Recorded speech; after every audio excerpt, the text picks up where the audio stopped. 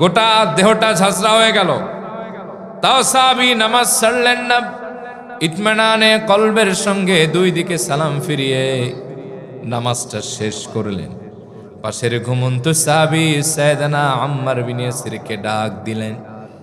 সাইয়েদনা আব্বাদ বললেন, ভাই আম্মার, জলদি জাগো, দেখো আমার কি হয়েছে। আমি তো 3টা তীর বিদ্ধ হয়েছি ভাই, রক্তে রঞ্জিত। আমার বিদায় দাও, আর পাহারার দায়িত্ব না। আমার মনে হয় আমি আর বেশিক্ষণ তোমাদের মাঝে থাকবো না। অল্প কিছুক্ষণ পরে পরপারে ডাকে সাড়া দিয়ে আল্লাহর দরবারে হাজির হয়ে যাব। সাইয়েদনা আম্মার বিন ইয়াসির জেগে গেলেন, চারদিকে শোরগোল পড়ে গেল। সাহাবায়ে কেরাম চতুর্দিক থেকে সাইয়েদনা আব্বাদকে জড়ো করে ধরেছেন। দেখতেছেন সাহাবী নামাজের সুরাতে বসা, 3টা তীর তার সিনার ভেতরে ঢুকে আছে।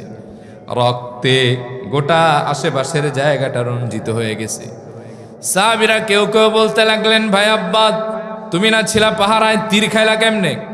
বলে, গভীর রাতে পাহারা ছেড়ে নামাজে দাঁড়িয়েছিলাম, মনটা ভালো লাগতেছিল না।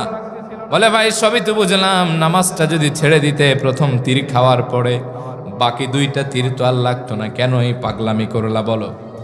হযরতে আব্বাদ বিন বিশির বললেন, ও নবীর সাহাবীরা, শোনো শোনো, কাবার মালিক আল্লাহর নামের কসম করে বলি, খোলা আসমানের নিচে রাসূলুল্লাহর কদম মোবারকের সামনে গভীর রাতে সালাত আদায় করে এত মজা পাচ্ছিলাম, আল্লাহর প্রেমের জোয়ার অন্তরে এমন ভাবে ঢেউ খেলছিল, কোন ফাঁকে যে আমার হৃদয়টা ছেদ করে, বক্ষটা ভেদ করে এক পাশ থেকে আর এক পাশে 3টা তীর চলে গেছে।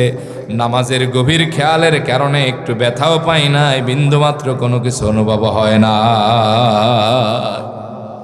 ও নবীর সাহাবীরা, শোনো শোনো, যদি নামাজরত অবস্থায় আমার মাথায় এই চিন্তা না আসতো, আল্লাহর হাবিব তিনি আমাকে দায়িত্ব দিয়েছেন পাহারার, এই মুহূর্তে আমার শাহাদাত নসিব হয়ে গেলে রাসূলুল্লাহর আদেশের অমান্য হবে, সাহাবীদের জীবনটা ঝুঁকিপূর্ণ হবে। আল্লাহর কসম, এই চিন্তা জেহেনের ভেতরে না আসলে জায়গায় শাহাদাত বরণ করতাম, তাও নামাজ ছাড়তাম না। সুবহানাল্লাহ। এজন্য রব্ব